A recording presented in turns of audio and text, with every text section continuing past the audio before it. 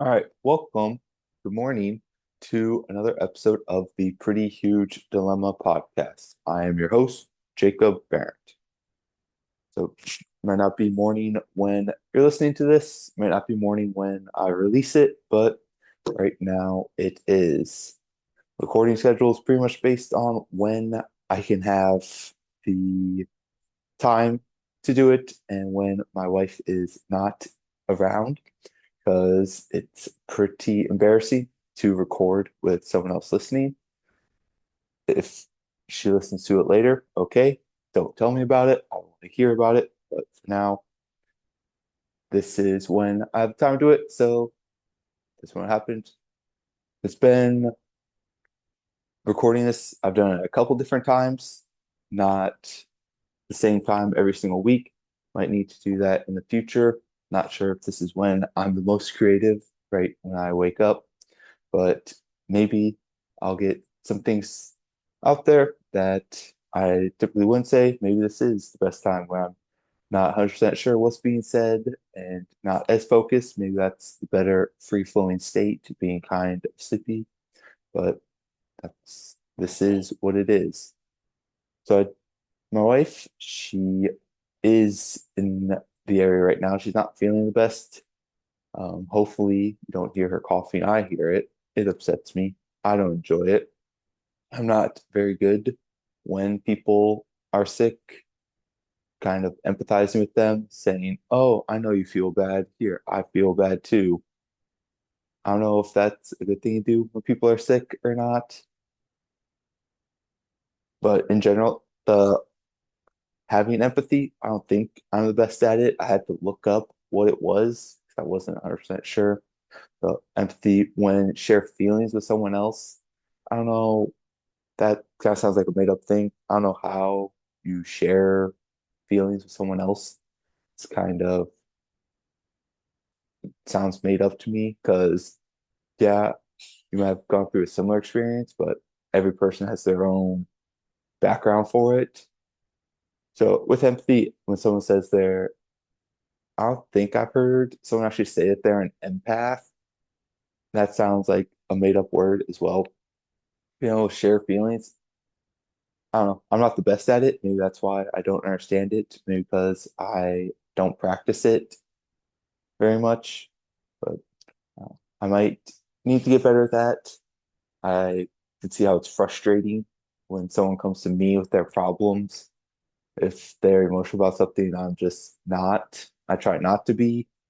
I try to listen to it, make an actual decision that would be helpful, make sense. Some people don't like hearing that kind of feedback. They'd rather have someone who's more empathetic towards them. I'm not too much. Even when someone's sick, you just want to look at them and say, stop being sick. Whatever you're doing, just stop it. Get better. You keep coughing every 30 seconds, just stop doing that. You feel a cough come up, you just hold it in. Kind of like feeling a sneeze or a burp. You just, instead of letting it out, just hold it in because it's annoying. Keep coughing over everything, but I don't know. That's me. And I understand someone not liking it because you can't control the cough. And if I was that person, I probably wouldn't like it either. I'd probably cough over more things just to make it worse. Maybe that maybe that is empathy. Me thinking if I was sick, I would want to be treated. Mm, maybe that could be it. I'm not sure. I'll see if I work on it in the future. But it doesn't seem too much of a skill. I don't know. If you do it multiple times, maybe you'll get better at it. I don't really want to spend time doing that. So I look that up because filling out this, I don't know, kind of like about me book, just for some reason, just to get my thoughts down on paper more. Maybe I'll come up with topics for this because that's how I kind of thought coming up with the empathy thing. Because one of the questions was, what do you think is the least important virtue? So the start of that question, I had to look up what a virtue was. I don't know. It's kind of just like thought it was like an idea, like, oh, these are like our virtues, like things we believe, things we like doing. There are a bunch of different lists with virtues on it. I didn't know which one was right, which one was like, oh, these are the virtues. Everyone, they're like multiple different definitions, and I just kind of picked one. Because the place I heard virtues most when I was in elementary. L, do you pronounce the T in elementary? Elementary. See, I'm not sure if I pronounce it with or without the T. When I was in elementary school, I don't think I said a T in it. Maybe that's not the right way to say it. Elementary, elementary. That takes more work to say the T.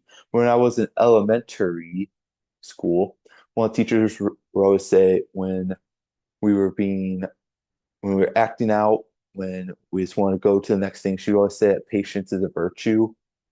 I don't really know what that meant. She was just telling us to have patience to work on it. If someone said patience is a virtue, it wasn't too helpful then, and I still don't see how it's too helpful right now either. She would just kind of say it. Another thing, she would kind of say, if again, if we were like waiting for the next thing, instead if we would stare at the clock, then the seconds would slow down. Which there might be, not physically. Like, I think most people would know that that's not actually the truth, but I think our perception of time, that is probably why she said it, because that definitely is the case. Like looking at this podcast, if I'm just recording, not looking at the time, not too long, but if I'm looking at the time, then it might seem like it's slower. Kind of like with running, where looking at the time, it seems like it takes forever. But she would say that, I don't know, teachers, I don't know, that's with working with kids in general. Like you'd say anything just to get them to do what you want them to do. No, it's not lying to them. Well, maybe it is lying to them because one, because I would help out at vacation Bible schools and help with other things that where you'd have to like babysit kids for the parents while the parents went and did, I forget what they would do. They would have like some dinner or something. And sometimes I would tell the kids that chocolate milk comes from brown cows, white milk comes from white cows. And obviously, when you say that, you also say that pink milk comes from pink cows. And I don't know. Well, I know why I did it. It's very funny to see their faces. And they go, "Oh, really?" And I just imagine them driving past, on the street, driving past some cows, saying, "Oh, there's some brown cows that they must be producing some chocolate milk." And their parents just looking back at them and thinking that they failed as a parent. Man, my kid really thinks that chocolate milk comes from brown cows. I need to stop having kids. I need to figure this thing out with this one. 'Cause then another extension of that is if you have yellow lemonade, like you tell them, oh, this comes from yellow lemons. Pink lemonade obviously comes from pink lemons. But I don't tell those kids, is it lying to them? Is it making a joke? Maybe it is lying to them. Maybe I shouldn't do that. But if I have my own kids, I think I might start with that. But also telling kids about, what is it? I was trying to think to myself, like, do I want to ruin Santa Claus? Then my other thought is, who here is believing in Santa Claus? If I have, there are people who are believing in Santa Claus listening to this, I might have reached the incorrect demographic. Okay. So I was like telling kids about Santa Claus. I don't, that's kind of lying to them, but the parents do it because they makes the kids feel better. I don't, maybe telling kids that chocolate milk comes from brown cows also makes them feel better. That could be the case. So maybe I shouldn't feel bad about that. But if I was to empathize, would I want to be lied to like that? No. It's kind of a silly, goofy thing to tell them, but it was pretty funny to do at the time. Yeah. See, maybe I'll tell my kids that at some point. That makes me laugh. But I think I'll be doing a number of things that make me laugh that they might not think is too funny at the moment, but when they grow up, they'll understand. Okay. Okay, should talk about time. Right. But that's it. My wife, she sick, whatever, not feeling great. Happens. Hopefully not too often. I don't have to deal with it. If I get sick because of her, obviously get upset from that. But I did tell my wife about this podcast. That conversation went similar. Well, I imagine it's similar to a conversation that would happen if someone cheated on their significant other. It was very similar. The questions were very similar and along the same lines for that. Um, questions were, how long has this been going on? When did it start? When were you going to tell me about this? Who else knows about it? Very similar questions to that. I had I sent her the first couple episodes to listen to. She started giving me feedback on them, saying, "Oh, I found this thing was funny. Oh, I don't like how you said this thing. I did not enjoy that part of it either because I didn't like it. I didn't find it. It's probably helpful. I probably didn't like it. But also saying those comments directly about me. Can't say about some other person, about some like general thing. It's specifically about me, something I made. So if there's criticism, probably don't like it. Happens. There'll probably be more from it. So I should get used to people doing that. That was very, it wasn't even the most interesting conversation, but I had to sit her down, tell her about it, and say, how do you feel about this? Are you okay with this? She said she was okay with it. I don't know. I'll post a podcast at some point. I think I'm gonna do the first one this week. So that's kind of stressful. I'll have to figure that out. This is the first episode where I'm kind of nervous for it because I have some topics listed out, but I don't know if they're the best things I want to talk about, if they're interesting, and also I don't know if there's enough of them. So this might be a short episode. Maybe I'll come up with something. Um, I haven't done any extra creativity things, list of things, but I probably need to spend more time doing that because I usually come up with the ideas when I'm out walking somewhere. But I think maybe I need to come up with like more long form ideas because I kind of switched off topic somewhat quickly. When I told my wife about the podcast, like, oh, kind of like if someone were to cheat on their significant other, those questions. I don't know. And I don't know, maybe I felt the same as a husband who did that because I was like shameful, like, I don't really like this. I don't like this feeling. I don't want to do it again. I'll just stop. I won't do it again. I won't post them. I'll just end it now before anyone figures it out and it ruins other things. It was not too bad of an experience. She was kind of happy to be like something creative for me to do, which I said that's the main goal of this. But maybe I'll say something she doesn't like. Maybe I'll say something behind her back. I don't think I'd do that. Anything I'd say on here, I think I would say to her face. When I said in the earlier episodes, I don't think I could handle her as a co-host. It might be too frustrating. I would say that to her face. I would probably say it to her face. So I don't feel bad about that. I don't have empathy for that. Maybe I should. Maybe that's why we get, maybe that's why there are fights and arguments, but oh well, happens. Deal with it. Things move on. Things are more important than that. So uh, we'll see how long this one is. If not, maybe I'll just have to go off off the top of my head, which that shouldn't be. There might be too there might be too much empty space for that. Might be too much dead air that I would have to cut out. But also, I haven't decided how long this podcasts are going to be. Trimmed it down the hour 20. I don't know how. I still look back and think, how did that happen? How did I have enough for an hour and 20 minutes? That's way too long of one person talking. But I think they've been closer to 40 minutes. That sounds about a better time, 30 to 40, not cutting anything out. If I cut anything out, then it'd pretty much be like a 5 minute podcast, which maybe that would be the best amount of time for it. But I haven't really seen. I still, like I said, I'm going to. That's kind of, I didn't want to do any in 2024 because if for some mystical reason I would get any income from it, I would have to report it like on a tax form. I didn't want to have to do it in 2024. Rather just do it all in one year to start with and have it be then, so that way I can put off the problem until next year and when the tax man comes after me. This year, I think we're having it where it's the first time we're having a professional do it, just because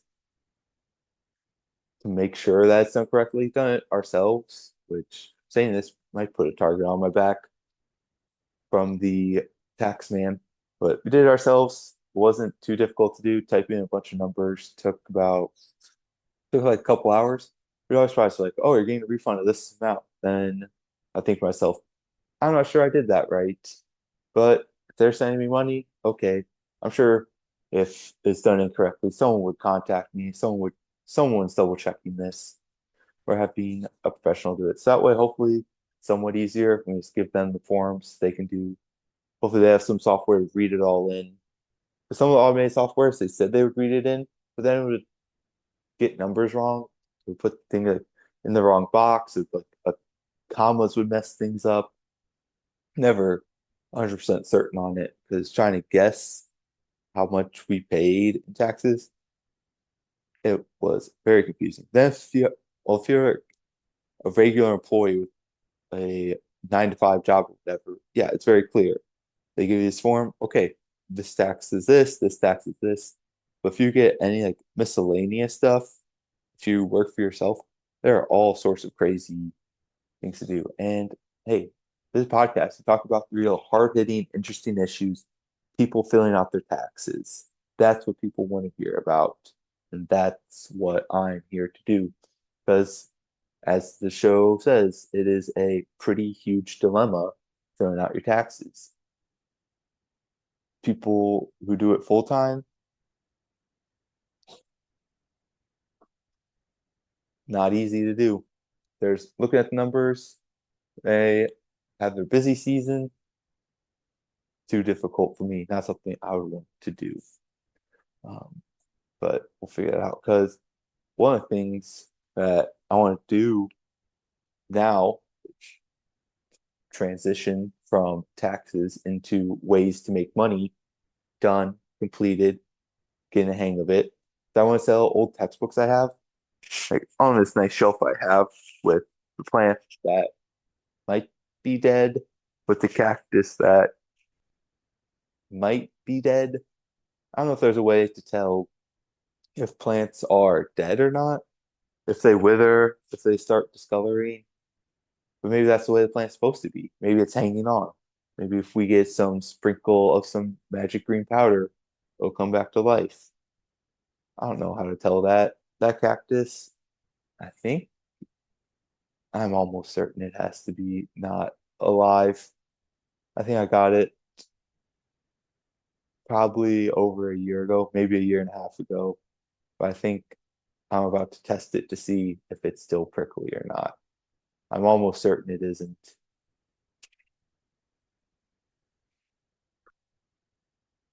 Oh, we gotta get rid of this. It is not, just looking at the color of it, it's very brown. I don't know if you can tell it. It's not green at all.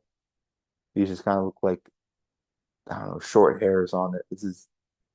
I don't even want to test it. I don't want to test it out. It is not gonna go well.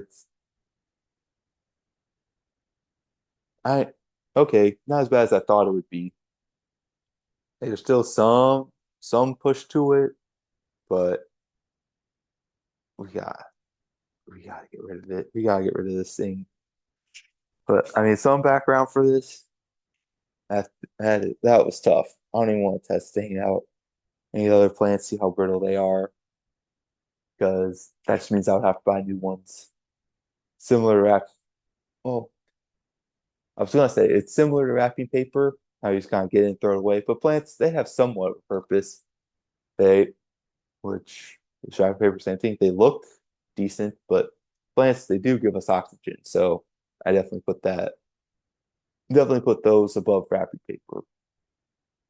But buying plants, that's not my favorite thing either, because again, similar to wrapping paper, you kind of just buy them, they last for however long, then you throw them away.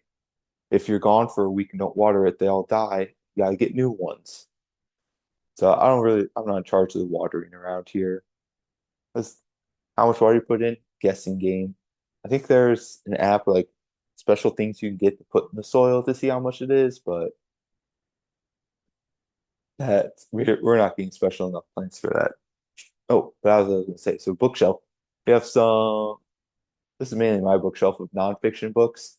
There are some textbooks on it that I want to sell. I kept them going to graduate school, thought, oh, I'll need these textbooks. I'll reference them in my job when I continue doing all this research stuff. They'll be helpful to have. Use them as a reference. And I graduate, got a job, haven't opened one since, haven't glanced at them, nothing going on with them. So I want to sell those, but I don't know, not being in the college area, figuring out how to sell them. Because being at college, you can just go to the bookstore, you can sell your used books, they can rip you off worse than a used car salesman. Those those people are good at buying books back for nothing. But I think I they might be better than used car salesmen than used car salesmen to sell books and get things back. Because used car salesmen, they're good, but there is a history for it, and you can see comparable things, cars for it. There are much different options. But if you're going to sell your books, not you could go online and see a bunch of them. But if you sell it online, they have to ship them. You have to find the address. There's more of a record of it. But if you just go to the bookstore, you can sell them, get the money then. So I want to get the textbooks, sell them. I think there's about four of them. Some of them didn't even show up. Some of them are not even worth trying to sell. I looked them up and they said, we'll give you nothing for this book. So it's not even worth anything, but I still have it. Because I don't think some of them aren't necessarily textbooks. Well, there's kind of books. They're not books that would use to teach a class. There's kind of reference books, which buying those and can't even resell them. Well, probably resell them somewhere else. I'm gonna have to look more. But the only reselling, I was staying loyal to Chegg, looking it up on there because everything that Chegg's done for me, I thought I would repay them back and sell on there, give them, pay it forward to them for the next student who goes on there and gets through college using that as their answers and references. But looking at those books, there are some. One of them was worth like $80 reselling it. And I tried to remember what I bought that book for. I don't remember what it was for. When I saw $80, like, man, I gotta get these things sold. It is coming in, rolling in it with selling these used books. $150. And I thought, okay, $150. Is this something I need to report in my taxes? Will I go to jail for tax evasion for not reporting $150 worth of income?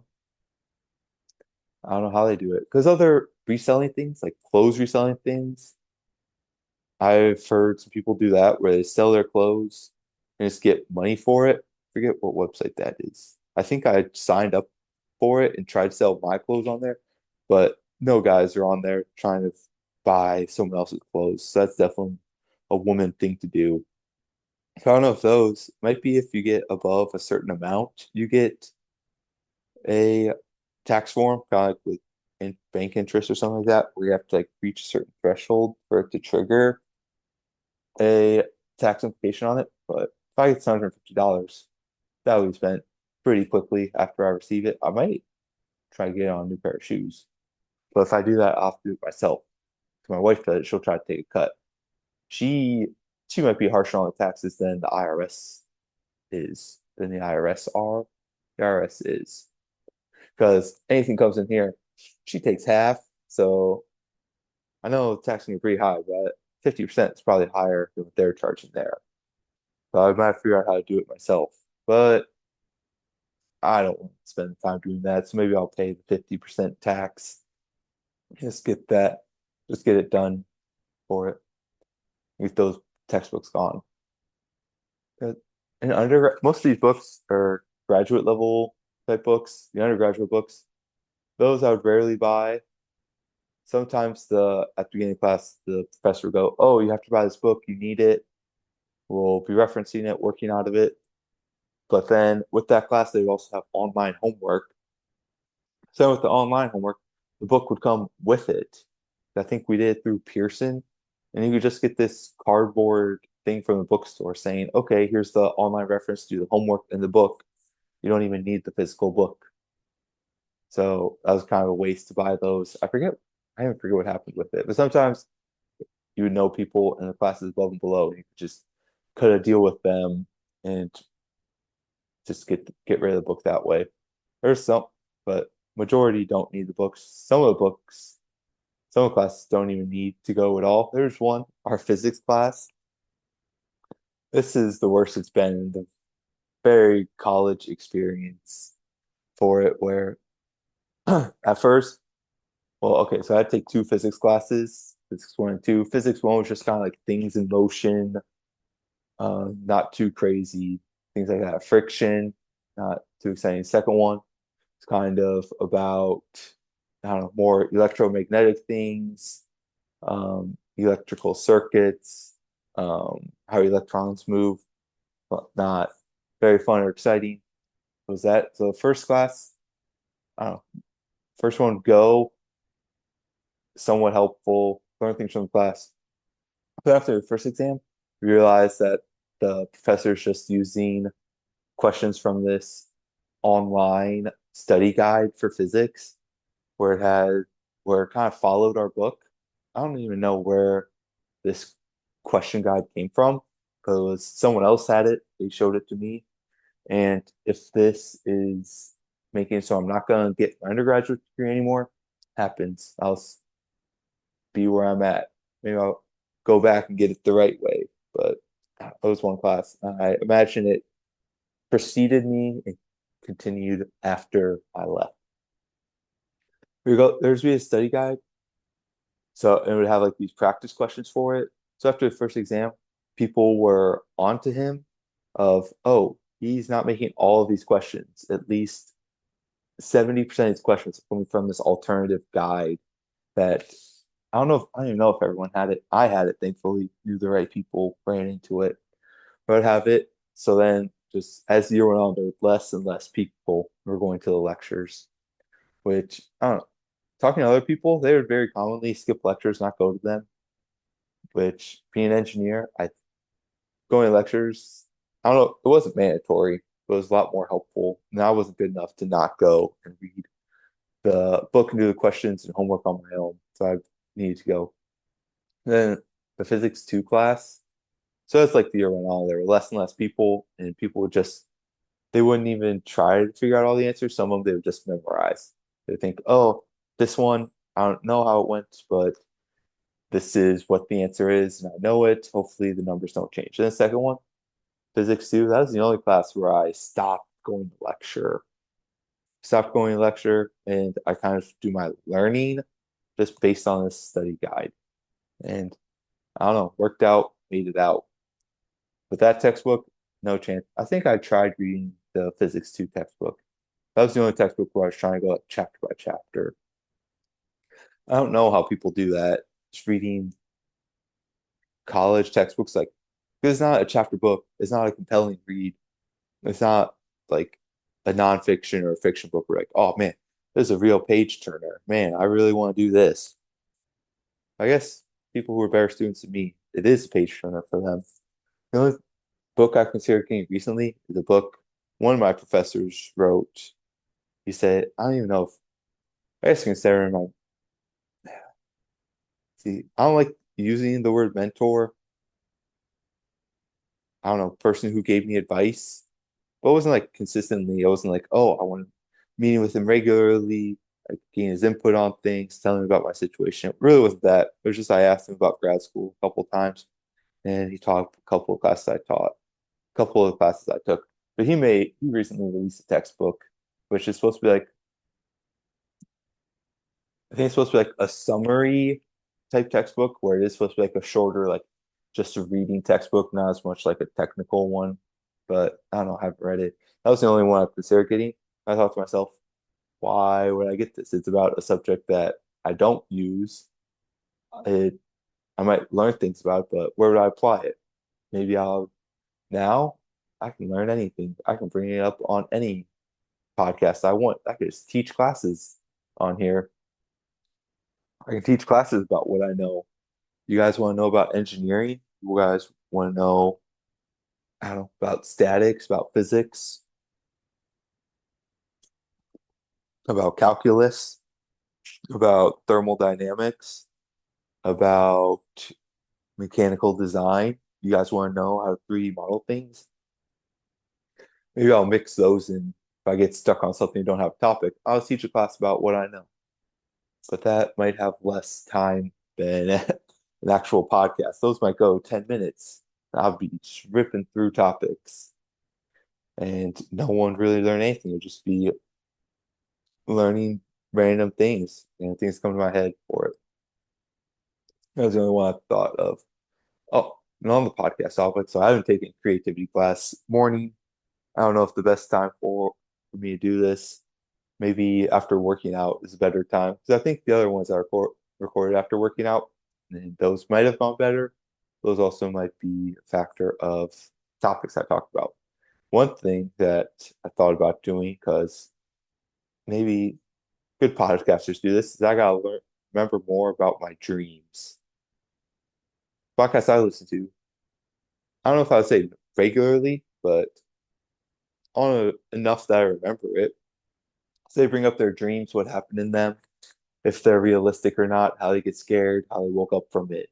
So I'm gonna have to start keeping a dream journal. So that way I come on here and if I get stuck on something or need something to talk about, I can just talk about dreams.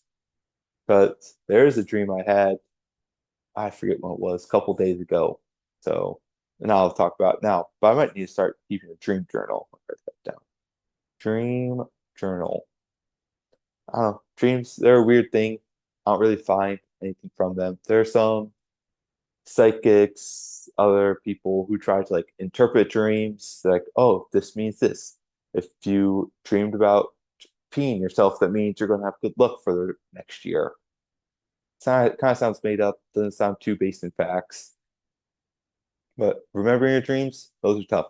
They're, I won't go into them now because, like I said, only if I get stuck on something while I think about while I talk about dreams. So, gonna come up now. There are a couple childhood dreams scared me that I remember, but most of them don't. But okay, so dream I had. So I was in my hometown. Would have for some reason a squirrel bit me. It bit me in the calf. That's bit me in the calf. It died. Then it was just stuck on my leg. Then I ripped the squirrel off of my calf, and I was kind of there. Like, oh, someone call 911. Someone get an ambulance here. There are other things. Yeah, I don't remember too much about the other things that happened in the gym. Then the ambulance shows up. I get in the back of the ambulance. The EMTs, yeah, that's what they're called. EMTs, paramedics. I think those are the names. Or are EM because I think firefighters can be EMTs. E, I don't know what EMT stand for, but people in the ambulance, they came, they got me in the ambulance. I was like, okay, good. My leg's feeling better. They're starting to heal me. Then I don't know. Back it came up. I'm not sure how it came up, but it's very reasonable thing to ask them back to the ambulance. It's like I asked one of the people, oh, how much is this going to cost? Because if it's a crazy amount of money and they're able to tell me that back in an ambulance, my dream, I wanted to know what it was. Because in my dream, I haven't met my deductible yet. And I don't know if this is if an ambulance is in network or not, or if I'm going to have to cover this in dreamland. I get the bill. Bill said $16,000. Then for very understandable reason, I thought to myself, well, this is an issue for me because Dream Jacob can't afford a $16,000 medical bill for an ambulance ride where I just got a little squirrel. Maybe I got some rabies. Maybe I need to get some shots from it. But Dream Jacob can walk this off. Then I just ended up getting out of the ambulance after seeing that bill. I'm surprised I didn't have a heart attack in the ambulance because if I saw a medical bill for $16,000, that that might be the end of me. But hopefully, it's because I had a heart attack and I'm not around to pay that $16,000 for an ambulance ride. Then I just got out of it, left the ambulance, and I woke up. So if someone could figure out what that means, getting bit by a squirrel, calling an ambulance, $16,000 bill, getting out of the ambulance.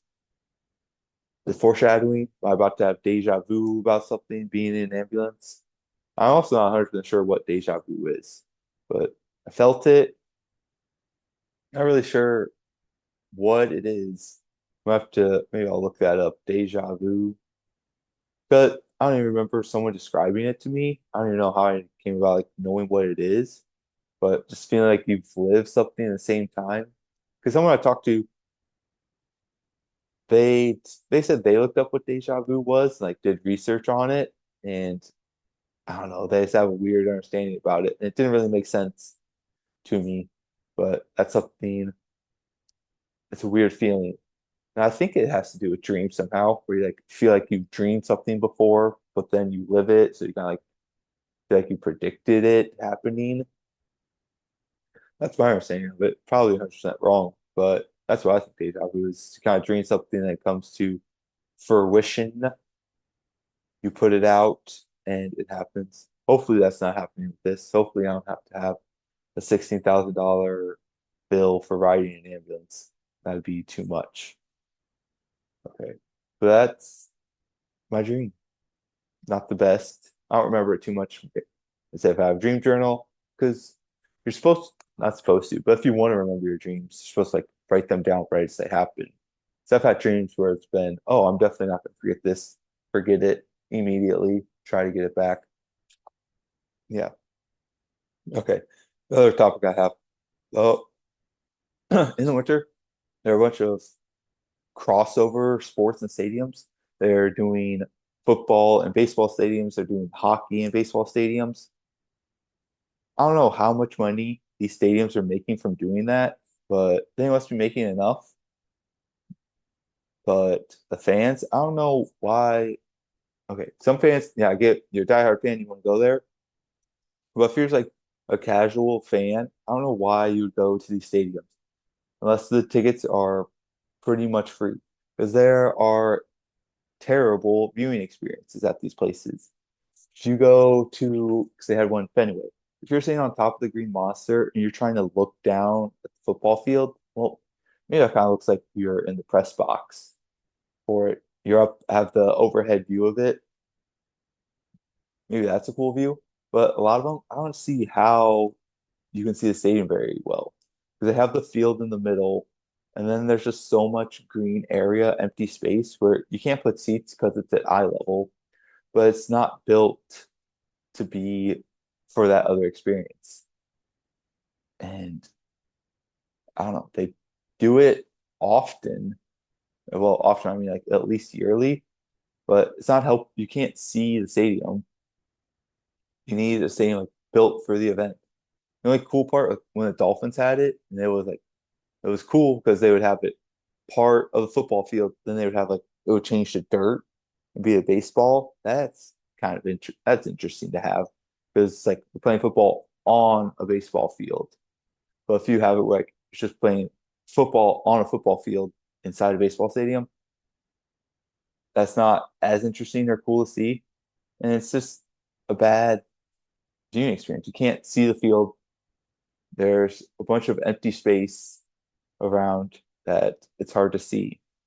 I don't know why like, you can, but it's usually putting things into baseball fields. I don't know if baseball fields are the biggest. They put baseball fields in soccer stadiums, but that they did overseas because they don't have, I don't even know if they have baseball overseas. They did that. They're not putting too many things on football fields. There's not, I don't know, think they're, well, some football fields, shit, no, do many of them share stadiums? But anyway, that's just a thought I had that the crossover stadiums, maybe they do that for things not sports related. I don't know how they would do that. Okay, thought came to my head and it's off the top of my head. What other crossovers are there?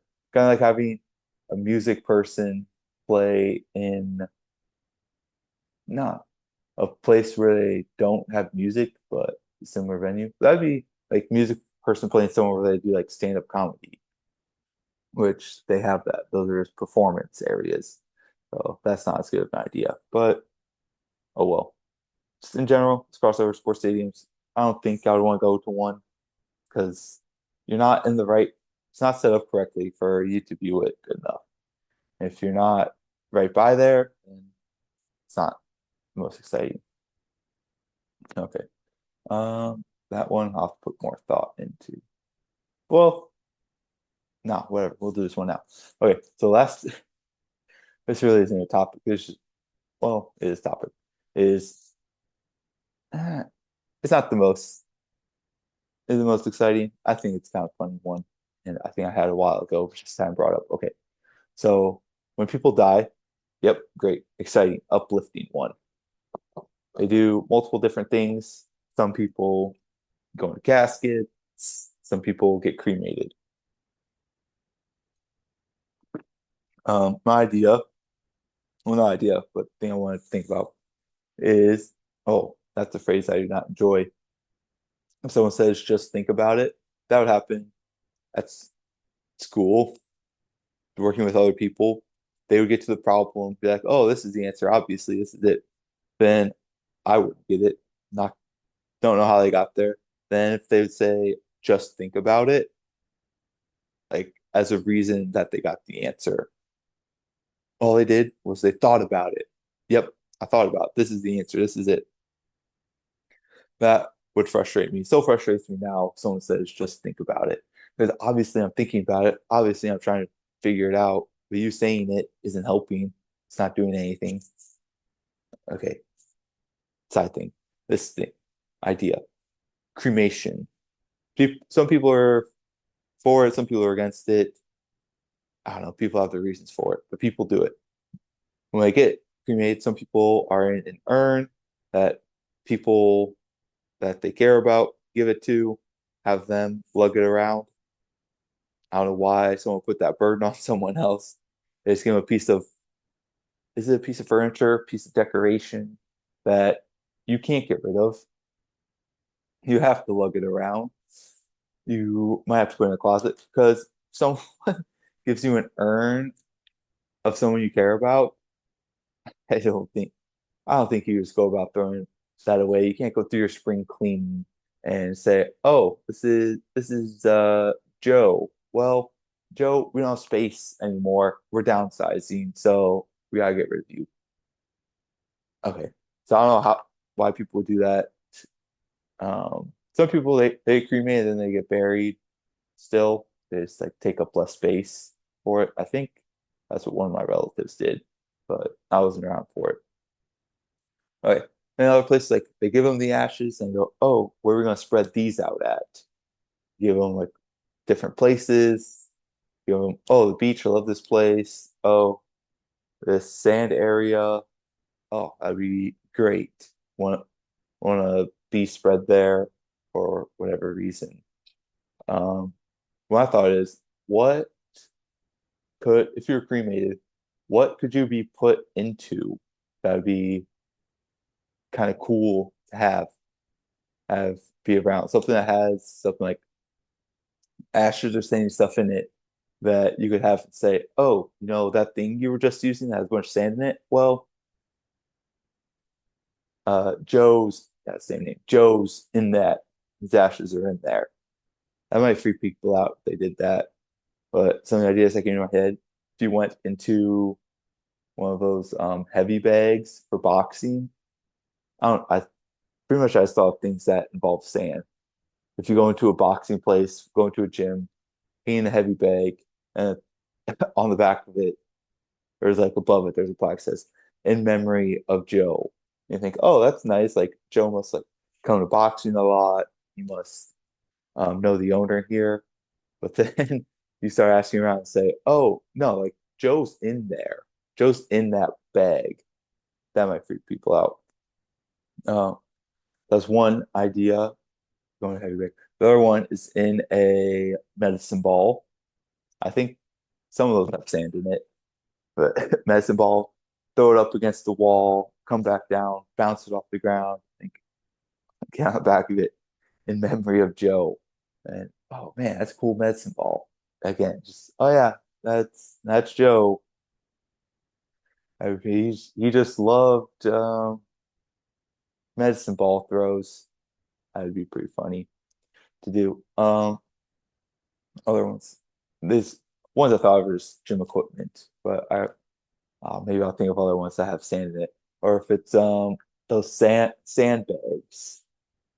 I don't know what they're called, but just they're like weighted bags with sand in them. That would be pretty cool to have. Maybe someone could go into a dumbbell. That's an option. Well, maybe that's what I want.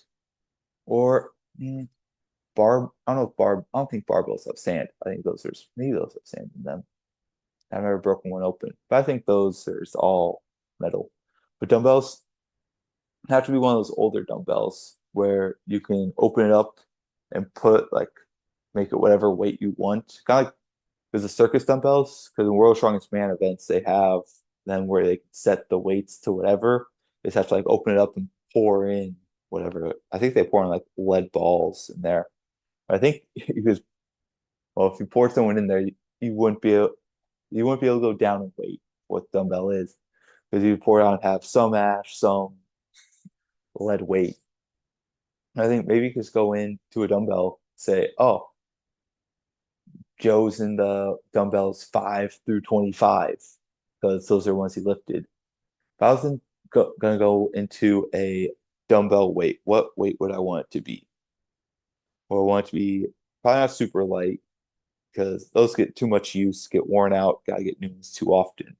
I don't know if I want to be in heavy enough ones where they're not used enough. Yeah, it'd be cool if I was in the 100 pound dumbbell, but the person who I gave that to, forced to put me there, I don't know how often they're using the 100 pound dumbbell because they're for mm, average person. I don't know how often you're using that 100 pound dumbbell. So what weight would I want it to be in? Mm, See, I think in 75 pound dumbbell, 75 pound dumbbell, because it's a notable amount of weight. 100, if you're doing like something like a dumbbell pressing where you're using both of them, 150 pounds, that's a respectable amount of weight for it. It's also, so you're using it more often. There are a number of exercises you can do with that, not get too crazy. 50s, ooh, but would I want to be an even number? Because 75, 150, that might be too easy of one. But if I was to go like fives, no, those just get thrown around. And I think my ashes would make, well, I don't know how many, when people get cremated, how much weight their ashes are. Depends on how big a size the person is. But I don't know if you make enough ashes, or if you say, oh, I want me a 5 pound dumbbell, fierce ashes is more than that. So 5 to 25, I think that's too low, used too often. Because those, they lose their grip on them, they become smooth, and you got to replace those more often. 525 out. 30 to 50, using those more often, but not not often, well, too often for me to say I want to be forever in those. Yeah, this is a forever place. But also being dead, people have different thoughts on it. I'm not getting into that. But okay. If I was cremated, what dumbbell would I want to be in? Okay. 50, no, well, 50 you do get to the 100. That'd be a nice one to have. Um, yeah, I think 75,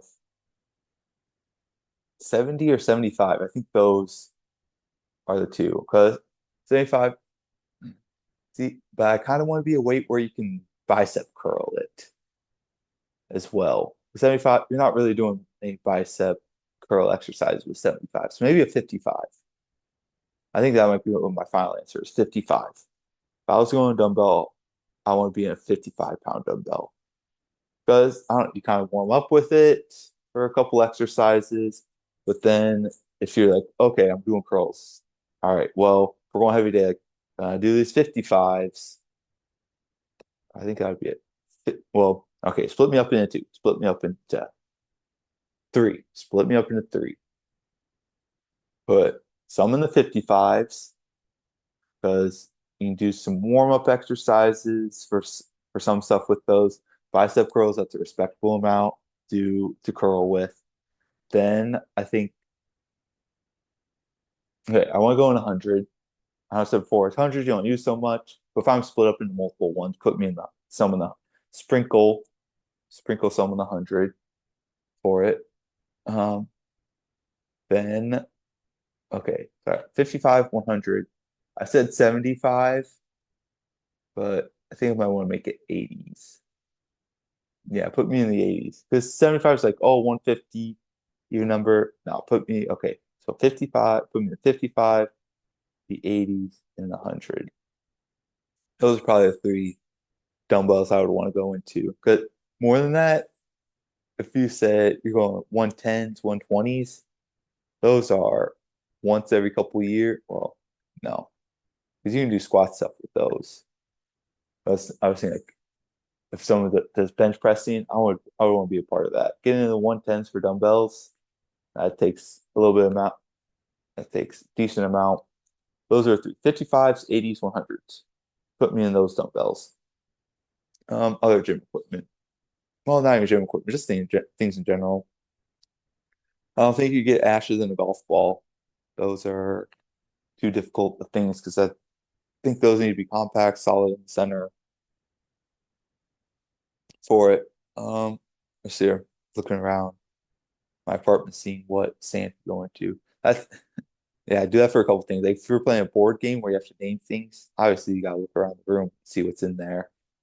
Um, but looking here, you're not going. Maybe you could go in soil or something. But I don't know if I mean that's kind of like being buried. But if you go in soil, I don't know. Maybe you're sucking the nutrients out of that, and the plant would die anyway. But what else? Well, it's kind of just thinking whatever sand would go into. You go in a golf course, put the sand there, but I assume they change that out every once in a while. You go into a sandbag, help from flooding of an area if you're really against flooding. Like, the worst time of my life was when there's flooding, so I want to be put somewhere that'll stop that.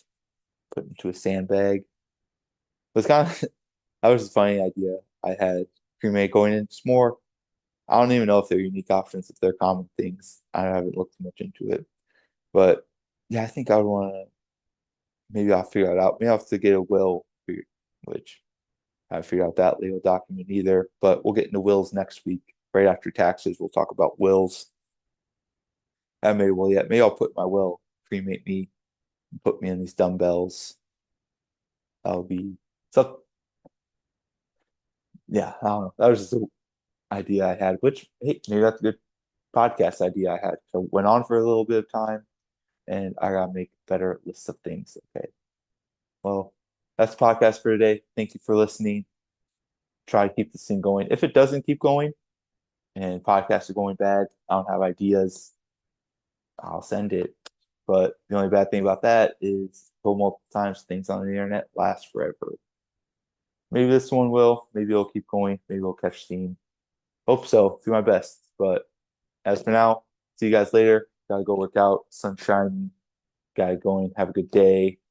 Good workout in. Subscribe, like, comment, message, reach out, get this podcast going. Talk to you guys later. Bye.